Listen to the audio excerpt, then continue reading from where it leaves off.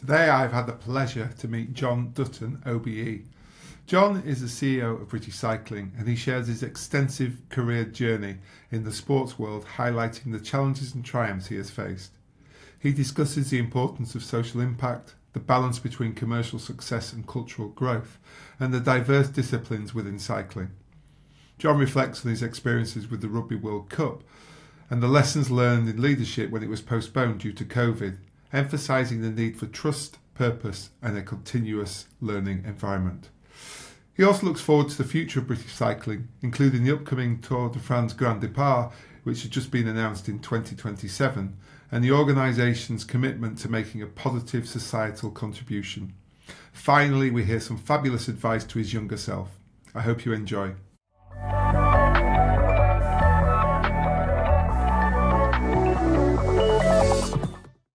Hi Jon, welcome for joining us on the podcast. Hello Steve, thank you for the opportunity. Brilliant. As we've sort of discussed, and it's a bit of a tradition now, we always kick off with the first question is just so our listeners they probably know who you are, they've heard your name, but not known how you've got to this lofty position of Chief Exec of British Cycling, which is an incredible achievement. So there's lots and lots to cover. I've seen your CV, so we have to make sure this is a sort of a bridge version. But I always love to know, how did you get here and what was the journey you took? So if you wouldn't mind starting there, that'd be fantastic. Yeah, sure. I mean, first need to say what a privileged career I've had. Sport is my passion and I've worked in sport now exclusively for 30 years. I did a degree in sport at university, played both codes of rugby. Wanted to be a professional rugby player, was neither good enough nor brave enough, so sports administration is not a bad second. And started my career, worked on the European Golf Tour, which was just an amazing experience. 22 years old, travelling the world for 6 years. Don't actually like golf, Steve, but I've been to the most amazing golf course. You like where they play it, I was about to say. like where they play it. I mean, the highlight was in 90. I'm very old as well, by the way. In 1997, Tiger Woods' first Ryder Cup at Valderrama. So I spent 6 months living in Spain for that, which was that was some experience. And I guess as my career has progressed, the three sort of areas of expertise are probably events, commercial and social impact. And in terms of events, that grounding on the European Golf Tour was great. Went to work for the Football Association, spent a few years there. Also had a secondment to UEFA for the Champions League final in 2003 at Old Trafford, two Italian teams. And then progressed on and got to a point in my career then quite early where I thought I'd quite like to work for myself. So with a partner, set up a company, did some amazing things, predominantly working in football. And yeah, just that experience of it was probably that moment of we were young enough to do it, and if it didn't quite work out, we'd go again, and we did it for 5-6 years. Then into Rugby League, 12 years in Rugby League, 3 World Cups, 2013, 2017 and 2021, which I was the Chief Executive for. Happy to explore that further. That didn't quite. Yeah, I'm going to say we'll come back to that because there's a lot going on there. Yeah. It wasn't delivered in 2021, and then the last 2 years in cycling. I have got experience of cycling. I was seconded to the Tour de France, the Grand Départ in 2014 in Yorkshire. But yeah, 2 years as CEO of British Cycling. So utter privilege. Travelled, met some amazing people, worked with some amazing people, and I consider myself fortunate on a daily basis. Wow, there's quite a lot. I mean, you've just done that, in 2 minutes, but there's quite a lot to unpick in there, isn't there? What I'd love to start with, obviously, the theme of the podcast is sort of looking at either brands, companies, organisations or people who are in what we call competitive markets and they've got to fight for their kind of market share or to hear their voice. And this is why when, we talked about you potentially coming on the show, I thought it was absolutely perfect. Bar golf, you could maybe say, but that was early days. So you were young, we'll forget that. But since then, you seem to have been with sports that are fantastic and amazing and established, but not quite what every man in the street or every woman in the street would know in terms of football and its fame and even so. So you've had these like Rugby League and you've had the cycling that have had to fight in many ways for sort of eyeballs, for sponsorship, for government funding. So Is that something you were just naturally attracted to because you're a bit of a glutton for punishment? I mean, where was that? Where did that come from? Yeah, 100%. I think I would say metaphorically, I like being punched in the face because that gets the best out of me. And my job interview, the first interview, it was a long recruitment process at British Cycling. First question, why do you want the job? And I said serendipity. I love cycling. We are based at the National Cycling Centre in Manchester. I live in Greater Manchester, but it was challenge. And first to say that British Cycling had a number of issues, all in the public domain. But it was that challenge that attracted me to it, having undertaken the Rugby League World Cup, which was a challenge. Steve, that ticked every box on challenge. But yeah, I just feel that as a individual, as a human being, as a leader, I'm at my best when maybe we haven't got loads of money to throw at solutions, or you have to behave in different ways. That for me is when I feel I'm performing at my best. No, that's brilliant. And in terms of, is that just something that evolved, or do you think you've always had that drive? The fact you were playing even both codes of rugby is an interesting one, isn't it? Because people tend to fall into one, but Yeah. you've got that in your DNA and your makeup. Yeah, I think team sport as a whole is just great for um, those early days of adversity in your professional career. People that play team sport, different team sports, particularly rugby, you know you're going to come up against tough situations and you've got to find solutions. And I think that's been sort of played out in the workplace. I have my mum and dad to thank for a lot of determination, stoicism. Just they were. My dad was a head teacher, my mum a nurse. They did it tough and had huge admiration for that. So I think there's a large chunk of that. But yeah, I guess if you take the theory, go to the World Economic Forum, and they'll probably say complex problem solving is the number one skill. I believe in that. Like, but the harder the problem, the more it makes you think, the more determined you are to get to the solution. My favourite saying is, without challenge, there is no achievement. And I think that is it. You are fulfilled by overcoming challenge. I certainly am, and doing stuff that is quite tough. I wouldn't have it any other way, I think.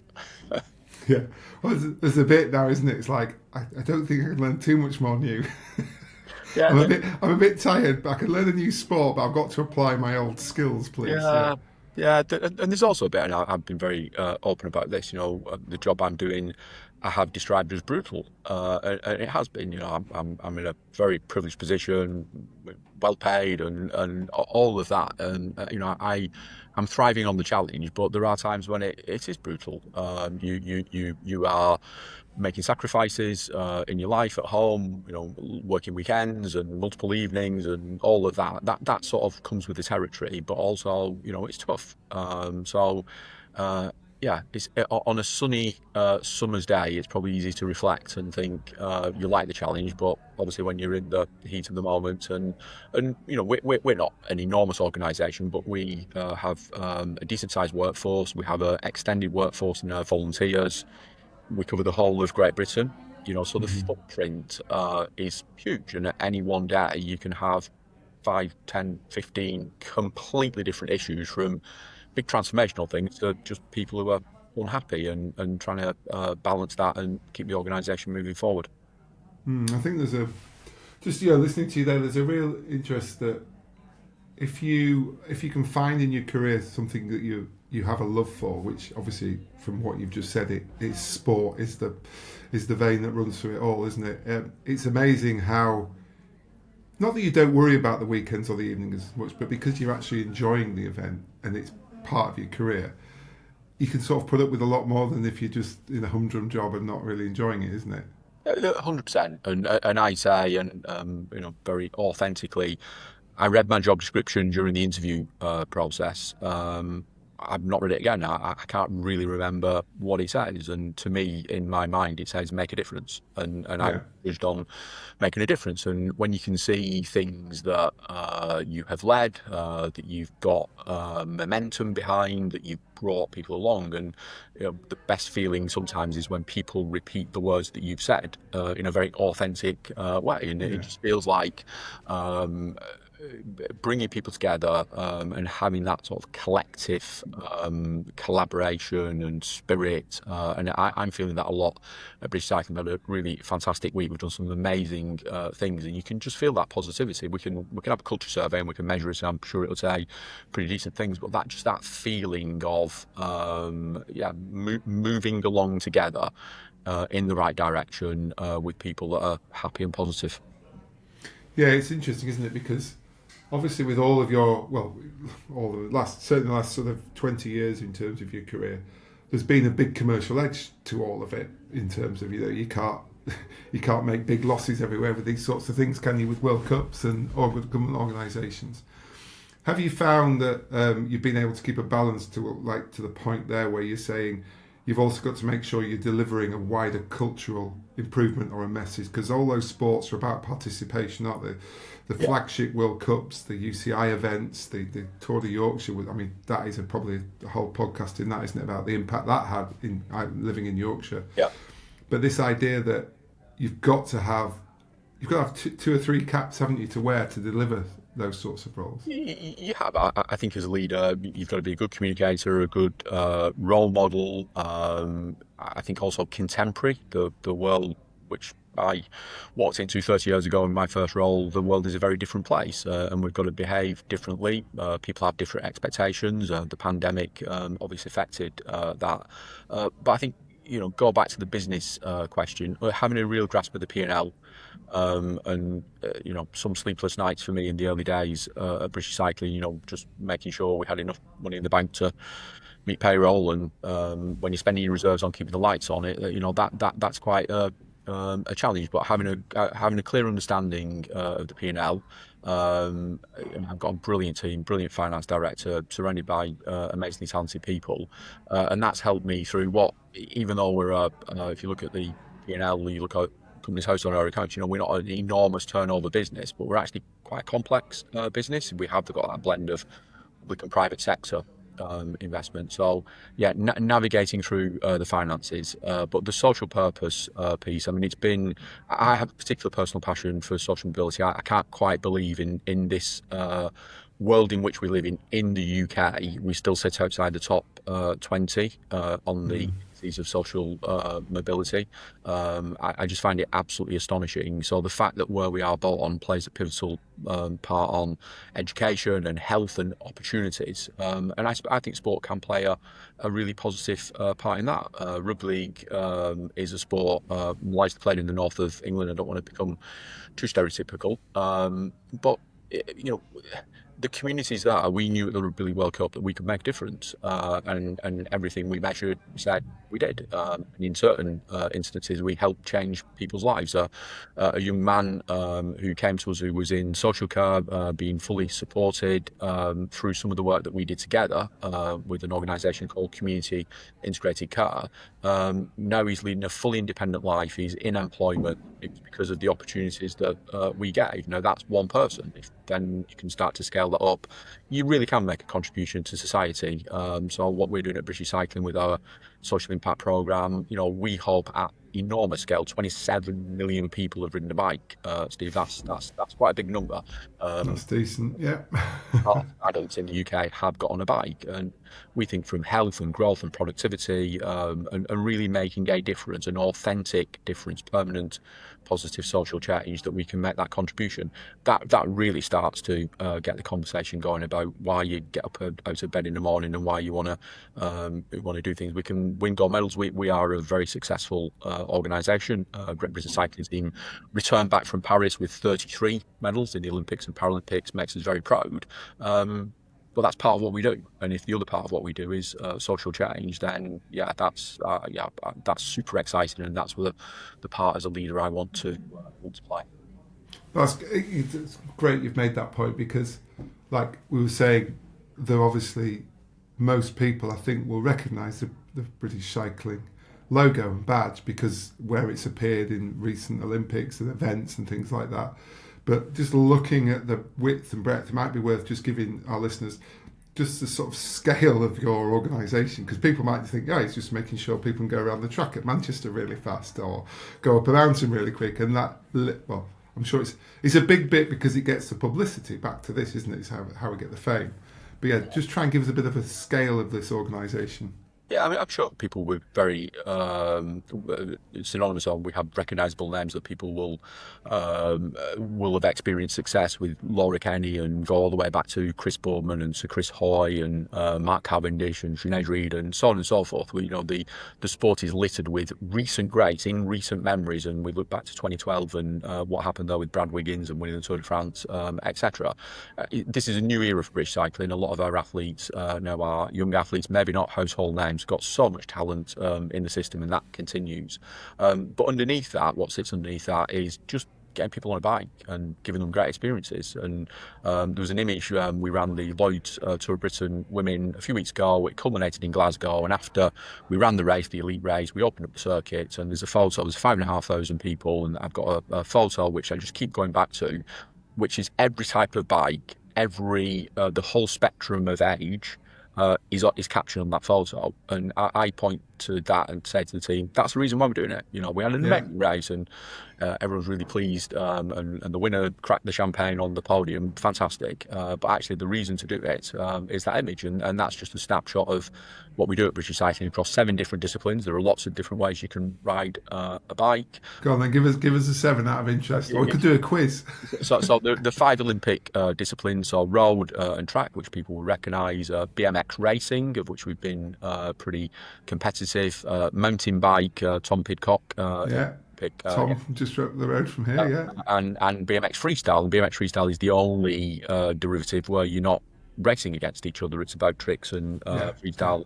It's a big lifestyle sport. And then added to that, 2 disciplines that aren't part of the Olympics, which is cyclocross in the winter and also cycle speedway. And we can go on. We've not got probably enough time for me to reel off the other multiple ways, which includes snow bike. Steve, just check that out. Just get on your mountain bike and find a glacier and ride down it. That's a real thing, and more. But that for me celebrates the ubiquity of cycling. So cycling is a life skill. It is an active form of travel.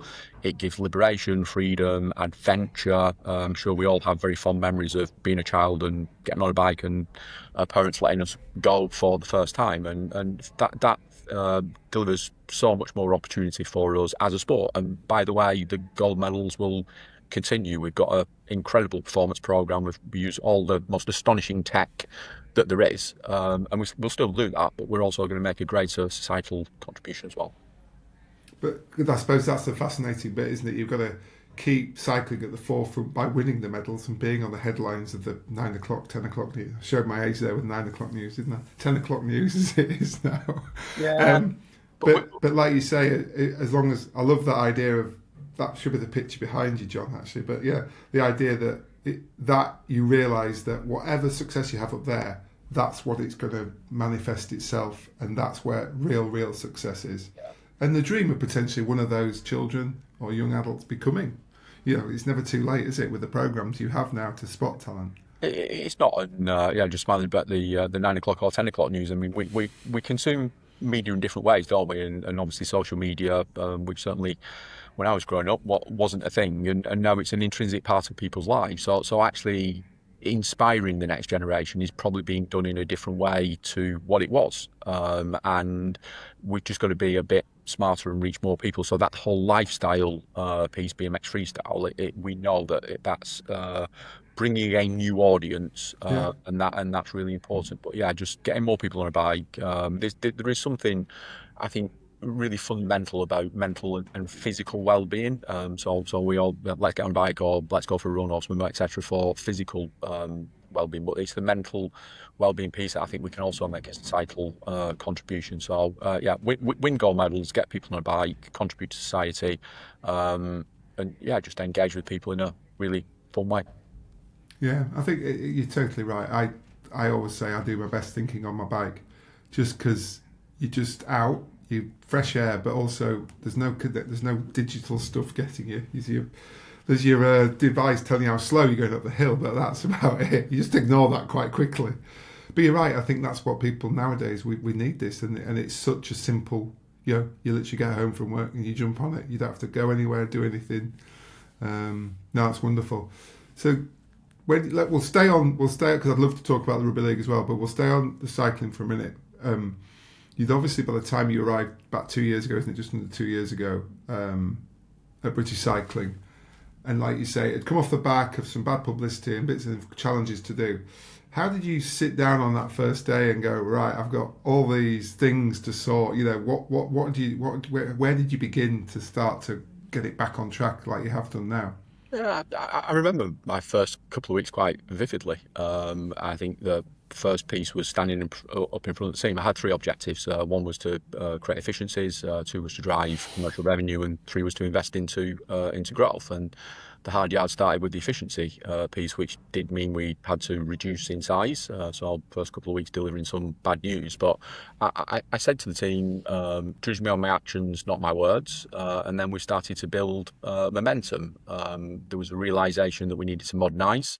We're quite a clunky organisation in terms of our processes and systems and the way we embrace our customer journey. So big modernisation programme, a big bit of role modelling and getting on, building momentum, building trust. Steve, I think trust is the most fundamental part of any relationship, personal or corporate. And then, start to get some stuff done. And then the next bit of, once the efficiency piece was on its way, focus on revenue, brought some partners into the organisation with a fantastic team that we've got working on the commercial side, started to deliver our own events, and then the third bit has been invest into growth, which is quite a big piece for an organisation that's had diminishing reserves, and we've been spending those to stay alive. Suddenly to say we need to go harder, but we need to invest those reserves into growing future revenue was a really bold decision that the organisation took, and that's been digital transformation. We're into all sorts of different projects and seeking investment to develop new assets, etc. So I think, in summary, role modelling, building momentum, getting people on board, and just a cultural piece as well. So probably cultural mindset of the you can have all the great plans in the world, and you can be a master strategist, but ultimately we're dealing with human beings who have vulnerabilities, and you've got to build both the mindset and the culture to bring people along. That's fascinating. It is interesting looking from the outside and seeing now where you are. The one thing it does feel, if you looked at it as a brand and spoke to it as like the third person as a brand, there feels that there's alignment in the organisation in all areas now. As in, you understand why you need a commercial partner, you understand why you have to have performance, you understand why you have to help people. Is that true? Are you starting to see that as part of the result of what you've done? Yeah, I think we are, but probably two things. One, maintaining, I think as an organisation we're humble. We win gold medals, fantastic, but I want us to remain humble and grounded. And the second thing is we're still on a journey. So 2 years there have been marked improvements in a lot of areas, but we're still on a journey. And it probably goes back to the environment piece. The environment continues to change, doesn't it? I mean, every day we wake up and consume scary news and think, gosh, and you've got to. I'm a big believer in futurology, so you can either just let stuff happen to you and then you react, or you can try and get ahead of that, and that's the investment pieces. What might the world look like in 3 years' time, in 5 years' time, in 10 years' time, and making sure we've got the right products and the right offers so that people can consume and enjoy cycling, that we can monetize. We are, whilst we're a not-for-profit organisation, I want to grow our commercial revenue so that we are more in charge of our own destiny. We've tipped the balance on public funding, so public funding has always been more than earned revenue, and now for the first time in quite a long time that's flipped. And what that means is we just have a bit more say in the future, and as we start to speed our journey up a little bit, we're pressing harder on the pedals. So we need to get a few more analogies, bike cycling analogies in there. More analogies, I keep thinking. But as we start to go faster, then that's where hopefully it'll present some more challenges. We're doing a big piece on governance, we're doing a big piece on operating model. We're talking about modernising the sport. We're doing all these things together. This isn't let's just do a project and learn from it and then move to the next one. So we've got 15 big things on the go, and I look at the 15 things, including helping partners deliver the Tour de France Grand Départ in 2027, which is a bit of a monster project. So It's 50, exciting again, though, isn't it? this is exciting, but 15 things on the go and predicated on our purpose, and we are grounded in purpose, which is to bring the joy of cycling to everyone. So where we get maybe frustrated, confused, fed up, go back to purpose, go back to why we exist, and hope that's compelling enough to get us back on track. And you say that visual representation in the photo. So does that shift in funding now that you've sort of got more, as you say, does that give you a bit more control? Because I'm assuming government money rightly comes with conditions of use and bits and pieces like that. Yeah, it does. We're incredibly privileged. We get, I think, we top the league table for performance money from UK Sport, and a lot of that goes into putting the athletes on the field of play. We run a fully integrated program, so Olympic and Paralympic program run completely together, which is not unique, but the exception rather than the rule. We have a wonderful facility in Manchester. We have lots of tech. We also produce lots of very, very expensive kit to keep the riders moving forward, and that's everything from skin suits to bikes to helmets to all sorts of other things that people need to win medals. So there is all of that. But yeah, you just keep coming back to how can you grow commercial revenue so that if we want to do things that we're in charge of, the government funding, and we get enormous amount from Sport England to get more people moving. So all of that is fantastic. Wouldn't change that one bit. But yeah, just being a bit more in charge of your own destiny, and the commercial space. And we think we have a compelling offer. We know we have a compelling offer from some of the recent onboarding of partners who want to be associated with working in communities, delivering social impact, changing people's lives. We think we've got a pretty decent business case to do that. That's brilliant. So that's interesting. In terms of the kit, then, do you always look to try and commercialise that as well? Or is it you need to keep it yourself so you keep the advantage for the team? It's a bit hard. I'll run the risk of getting myself into trouble with our performance director, Steve. Look, all of the equipment used in the Olympic and Paralympic Games is available to purchase publicly. But yeah, I mean, it's an expensive business, isn't it? Like designing skins. We have a wind tunnel in Manchester, so that's for the aerodynamicist to look at the riding position. But we've also developed skin suits and pieces of equipment on that. We've embraced AI probably long before people were talking about AI, machine learning. Before it had a name, yeah. And so all of that, and look, it's well documented, isn't it? You go all the way back to the secret Squirrel Club and marginal gains and all that years and years and years ago. And what's happened is the world then caught up. So that meant we had to work even harder and even smarter. And we probably don't use those words anymore, but we've got a fantastic team who are innovative, working with all sorts of different research partners, with amazing kit partners, bike partners. So yeah, to give the athletes the best possible chance, and the athletes are then in control of their own body, of the strength and the conditioning and nutrition and all the physiological aspects. They also need that third party. They need a bike to get on the field of play. Yeah, if you're the perfect athlete and you're yeah, I can imagine that. So if would you say that this is it's the most complex of the organisations that you've been at with all of those drives? Yeah, probably, but complex in a good way. Yeah. Sorry, it wasn't a negative. It was more hearing of. Yeah, I mean, look, we're a life skill and a form of active travel and a sport and everything in between. But yeah, I just find that amazing, and we are overly complex from the way we govern the sport. So we're hopefully looking at doing something about that. But yeah, I was 2 years ago. Lots of media.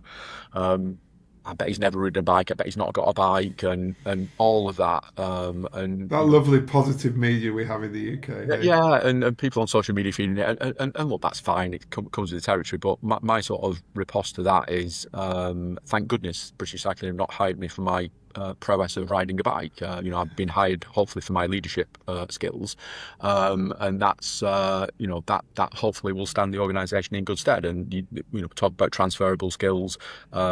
I've worked in sport. I've worked in different roles. I've been a CEO for the last 10 plus years. like running an organisation, a complex organisation, the skill set I don't think is particularly different from leadership roles across other parts of industry. And yeah, having a bit of knowledge of the sport and working with people in the community is a good thing. But solving complex problems, having high emotional intelligence, being agile, getting stuff done, and yeah, knowing your way around a P&L as well will do no harm. 100%. I mean, we look here at, like, we employ lots of different people, and when we look at who we think are the rising stars, most of them have a sporting background, even if it's the netball team at school or the rugby team or the hockey team. And I don't think people realise what they've learnt in there that, like you say, is totally transferable to what we do. I used to play rugby, and there was one was a farmer and one was a lawyer. And you're thinking, why should we get on? I'm there in advertising, but you do, because you were at a common purpose to make sure you did your bit, they could do their bit.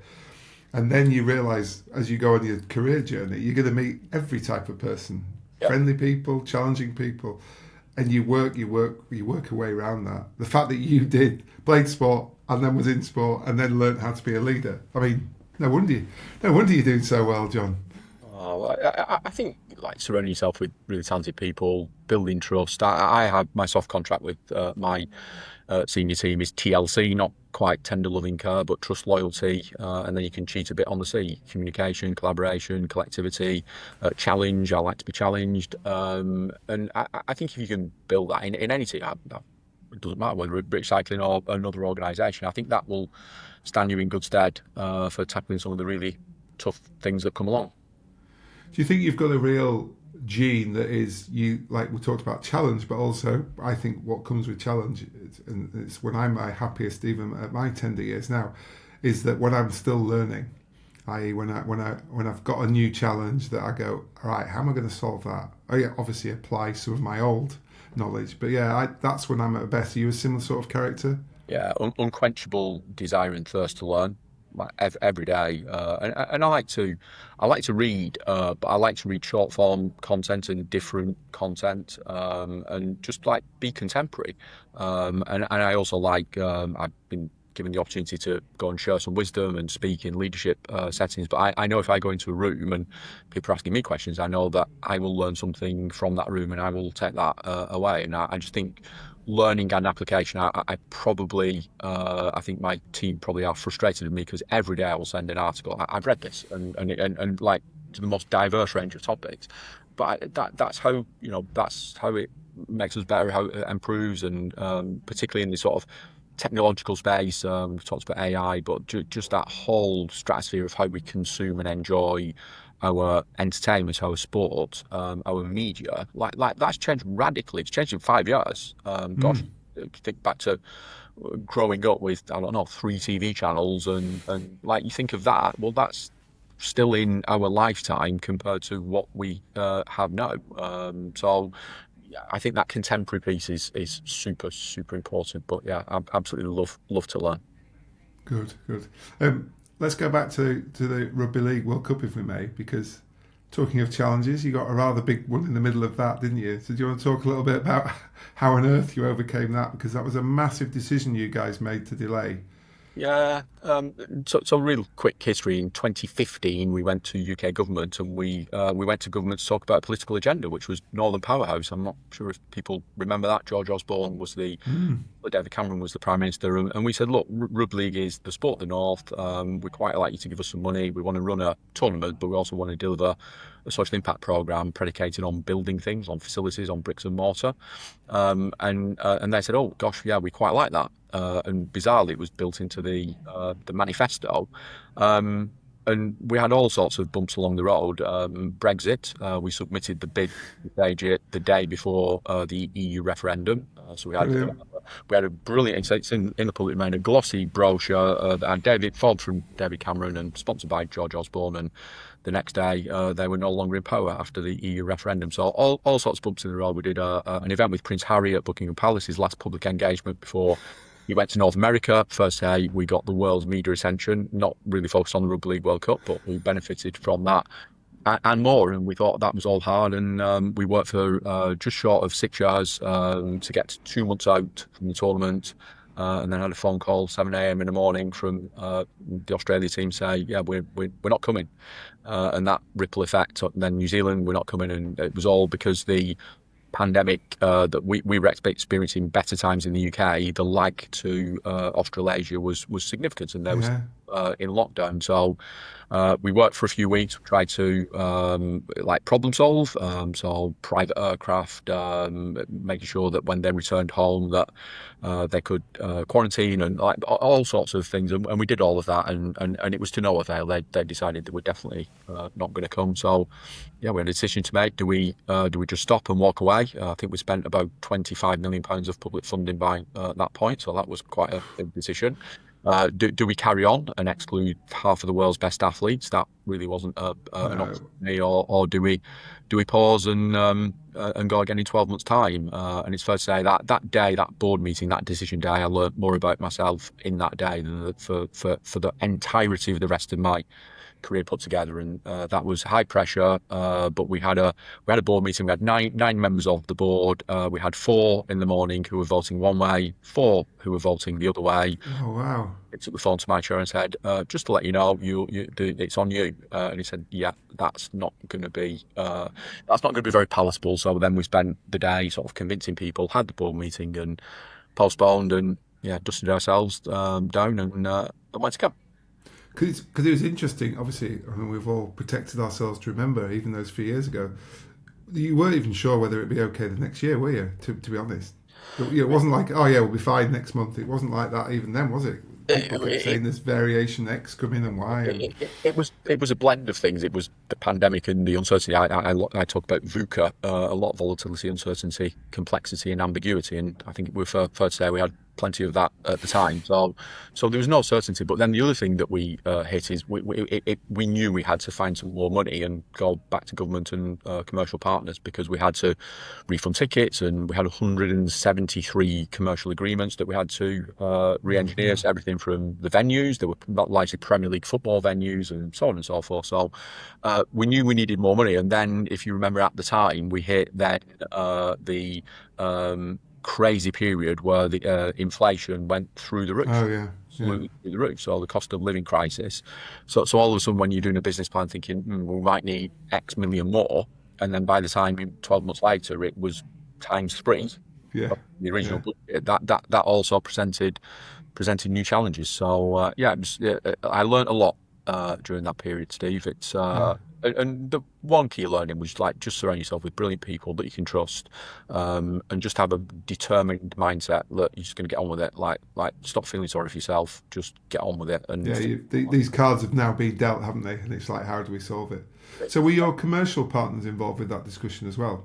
Because I'm assuming you had some big main headline sponsors. Yeah, didn't you? we did. I mean, one of the real positives is that actually, in the next 12-month period, we onboarded more commercial partners, which was a good thing. You know, some big brands, Vodafone being one of them, and more. But yeah, we had to effectively go back to everyone. So all the teams who had signed agreements, all of the venues who had signed agreements, like 21 venues, all the commercial partners, the public sector, and we had to say, look, we're going to go again in 12 months' time. You can terminate your contract or you can stay with us. And everyone said, gosh, yeah, deep breath, we'll carry on. And we did. It was, it was difficult. It was really difficult. But yeah, it's all about learning, being solution focused, and never forgetting it's back to purpose. So we had a really strong social purpose, and we delivered some amazing things. We built new facilities. We did a mental wellbeing program. We were working with people in social care. We were doing some amazing things. And that was the North Star. So for all of this, gosh, this is hard. Let's not forget the North Star. And we'd made such a positive impact on people's lives. That was the thing to keep going back to. I assume quite a bit of that had already been delivered before the World Cup started, wasn't it? It wasn't as though you were waiting and then you unveiled everything. Yeah, we redefined a lot of events, talk about legacy, and we said we're not going to deliver legacy, we're going to deliver a social impact programme. Before the first ball is kicked, we're going to have delivered the programme.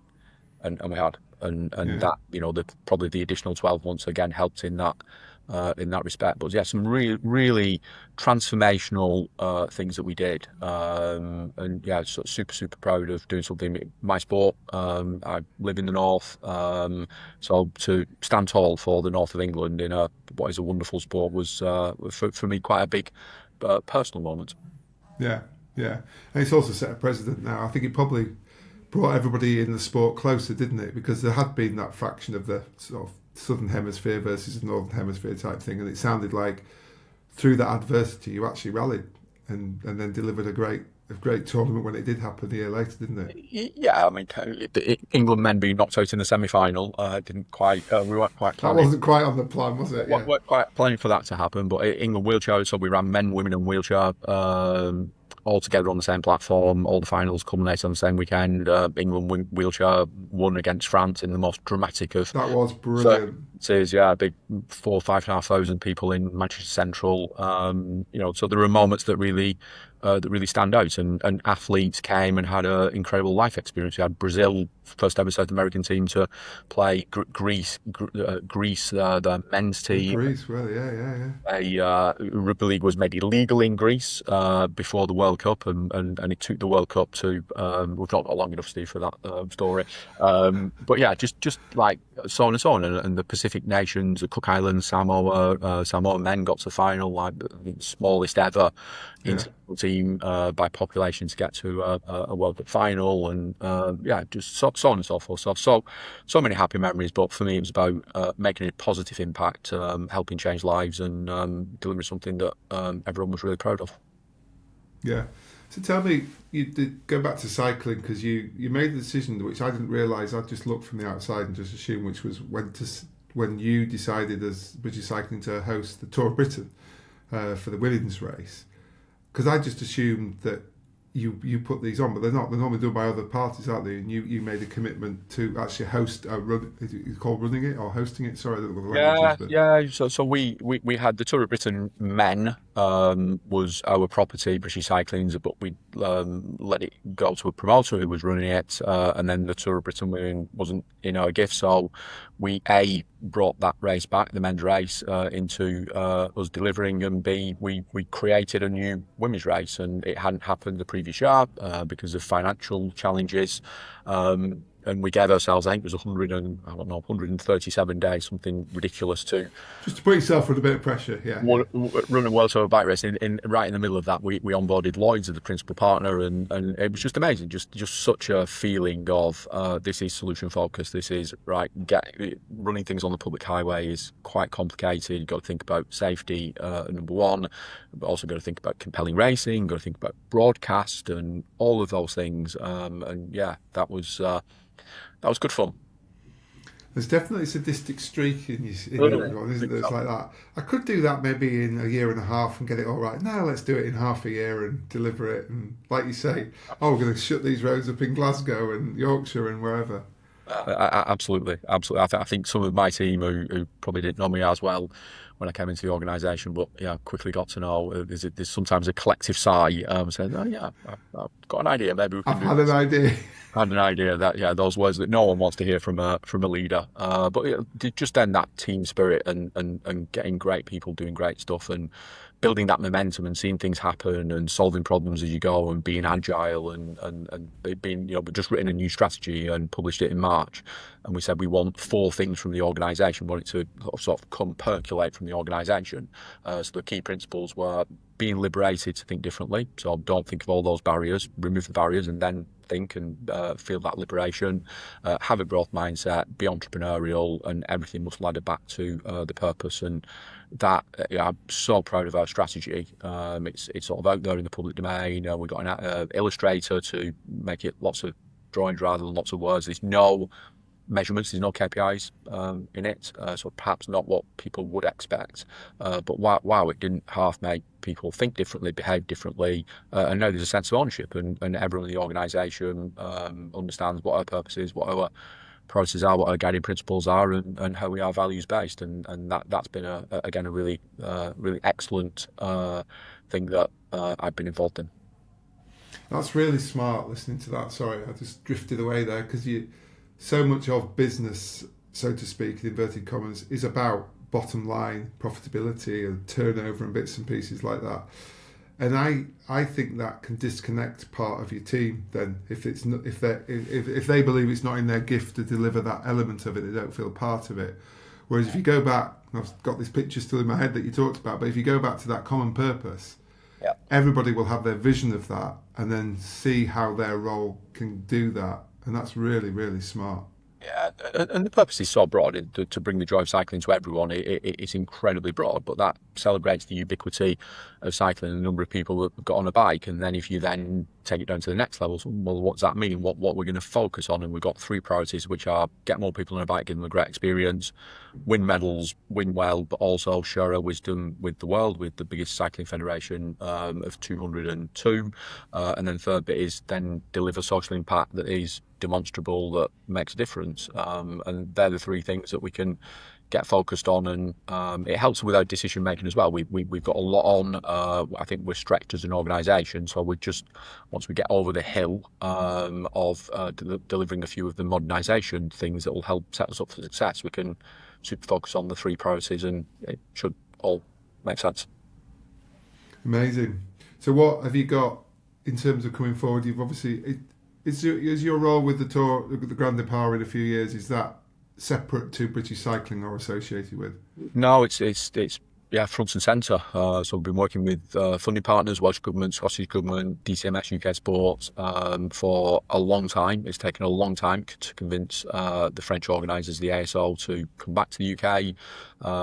In 2014, it was 3 stages of the men's, but now it's 3 stages of the men's and 3 stages of the women's. It covers the whole of the UK. The reach is enormous, but yeah, we're right bang in the middle of delivering that operational team, consumer-facing team. Just putting the final pieces in place, and it's going to be amazing, Steve. It's going to be amazing. Like just doing the launch in March, we had our patron, the Duchess of Edinburgh. We launched it at Edinburgh Castle, and the media sentiment was like nothing I've ever seen before. Like just universally popular. It transcended cycling sport. It was a news item, and yeah, we're on now with our social impact program. The best thing we did in 2014 was knitted bunting.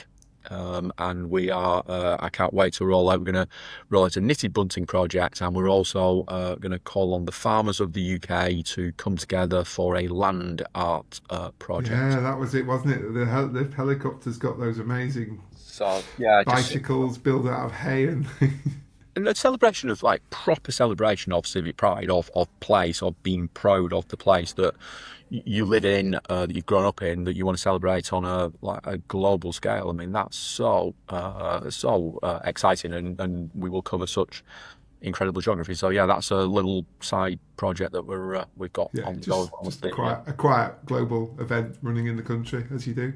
But it was interesting because obviously I live in Yorkshire and right in Harrogate, right of where a lot of it was going through.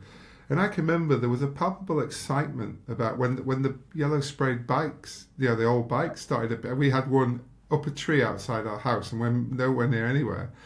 And I remember the kids just going, "That's brilliant!" And then it just started the conversation. Let's get on. It's a bit like when you watch Wimbledon and everybody starts playing tennis again. But that is the spark that we need, isn't it? That people can see and touch it and close. It is, and if you go cycling or drive around Yorkshire, you still see lots and lots of yellow bikes still sort of spread across the county, and I think that. I wouldn't say it happened by accident. There's some amazing work done, but it happened quite quickly. We didn't have a lot of lead-in time, whereas now we've got a couple of years. The Tour de France men is about to start in Lille this weekend. It sort of triggers the 2 years to go. We'll see, hopefully people painting polka dots on pubs and knitted bunting and things in farmers' fields and more. And that's just. It doesn't matter whether you like cycling, whether you've ridden a bike. It's just that is building and bringing people together, and it is true community cohesion. It's fantastic. Tell me, you said there that you had to struggle to convince the French. Is that just because they've got lots of offers and we had to pitch why the UK was an option? Yeah, I mean, we've been working with the French organisers of the ASO for some time, and they are brilliant, brilliant people. But yeah, I mean, they run a very, very successful commercial So you're nearly enterprise. pitching to them, aren't you? Saying we're the ones, yeah. Yeah, and they'll start in France this year. They were in Florence last year for the men's race, and Rotterdam for the women's race. Men's race goes to Barcelona next year, so they're not short of people to step forward. But the key for us is having a repetition of 2014 in isolation wasn't good enough, particularly from the public funding partners. We wanted that and the women's with true equity, and we've got it. And that to celebrate then the world's very best women's riders, to get more girls on a bike. Yeah, that's so 2 years out, big social impact program, loads of great thinking, and we will reveal the starts and finishes later this year, and it will show, I think, for the first time, the true vast geography that these bike races are going to cover. Amazing, amazing. You just like something with a deadline, don't you? This is it. You Whether just whether we're ready or not, Steve, it's yeah. I had in 2014 the most bonkers job title. I was the director of readiness. I was brought in quite late. I realised there was no way we were going to be ready, but the thing was going to happen anyway. So it was about, like, how can we get ourselves into the best, the least worst position, Yeah. Ready-ish, sort of ready about, nearly there, yeah. Right, and I've been in between. I had 3 weeks in between roles, and I did a few favours for a friend of going talking to some people in a completely different industry. It was in the defence sector, building big things, and they were trying to work to a deadline. And here am I from a sports tournament talking about whether you're ready or not, it's going to start, and they're building like £1 billion things. But it's the same principle. Like whether you're ready or not, that the referee's going to blow his whistle, Yeah. the flag's going to draw, Yeah. it's going to start. The And it's cameras are rolling as well, a lot of these. So, and how you can work in component parts, you can work in silos, but you've got to work together. You've got to bring it together, and that was some of the challenge in some of the defence sector projects. Is in isolation, people were building things and they were amazing, but you needed to join them together. And some of the learnings that I shared, whether that resonated or not, but yeah, the referee blew his whistle, the crowd were ready, and didn't matter whether we were ready or not. It was gonna start. I love it. Absolutely fantastic. As usual, I've gone just about over my time, but there's always a question I love to finish with, John, if that's all right. With the power of hindsight, we obviously all become geniuses and experts, but is there a piece of advice that you'd love to give young John starting his journey after graduating from university that you'd think, oh, if I'd only known that? Now, I'm not sure there is with you, actually. No, of course there is. I'll give. I mean, it's really privileged. I got awarded an honorary degree from Northumbria University, just an amazing moment a couple of years ago, and I was asked to address the graduates, and I said, be as kind to yourself as you would be to other people. And I reflect on some of my career, even recently, and like you're the hardest critic of yourself, and sometimes you probably just need to go a bit easier on yourself. But yeah, that was my piece of advice, and also follow your dreams. Like when you're starting out as 22, graduating from university, and if you've got a North Star, it's a bumpy old road, and it won't be a straight road. But if you have that North Star, then follow your dreams, and who knows? You end up in a privileged position like I have been. I was really clear what I wanted to do, and when I found out I couldn't play professional rugby because I wasn't brave enough. And yeah, what I've done has been amazing. Just such a privilege to meet so many people, travel, and work in something that I really just love sport, and love the societal impact that it can bring. I think that is, like as I say, we've been joking about our age, but the 22-year-old or 21-year-old leaving uni now is going to be working a lot longer than you or I, unfortunately, just the way that the world is and the longevity of life. And so if you can get involved with something you love and have a passion for, then every day is not going to feel like work. Yeah, it'll still be tough, it'll still be hard, and it'll be long hours, but if you've got an interest and love of where you are, yeah, that's my fatherly advice to go on top of yours. I think that's a big key. Love it. Final thing, because we shouldn't forget this, because it's a great honour. but you were awarded an OBE 2 years ago. Was that 23, wasn't it? Yeah, I was in the King's Birthday Honours in June 23. Yeah, just. Did you tell me? Did you know anything about? Did you have any idea it was coming? No idea. Yeah, I went out to do the grocery shopping one Saturday morning, and my wife rang me up and said, "Oh, there's a letter at home from the Cabinet Office." Oh gosh, I'm in trouble. It's a bit strange, and yeah, had absolutely no idea. And yeah, opened that letter, and you had to wait a few weeks, and then it was announced, and then a few months later, got to Buckingham Palace with my family. Yeah, just wow. Yeah, humbling, truly humbling. That's lovely. And was it as good as I would assume it would be to go through that process? Was it just awe-inspiring? It was inspiring, and being in a room with other amazing people that were been awarded and recognised for different things. But yeah, just also slightly surreal. I born and bred in Lee in the north of England, and like just followed my dream, and you end up and have an experience like that. So yeah, truly humbling, but also recognition. I think not just for myself, but my family who've supported me, and all those amazing people that I've worked with. I wouldn't be anything if I hadn't had that loyalty, trust, and support. That's lovely. And what a way to finish. Well, congratulations on that, and congratulations on what you're starting to really achieve now with British cycling. And I will await the announcement of the Grand Depart in 2 years. That's very exciting for everybody. Like you say, we can get properly built because we now know what's coming, so we can get properly excited, can't we? We can get excited, but yeah, huge thanks for the opportunity, Steve. Great questions. Thoroughly enjoyed it. Thank you.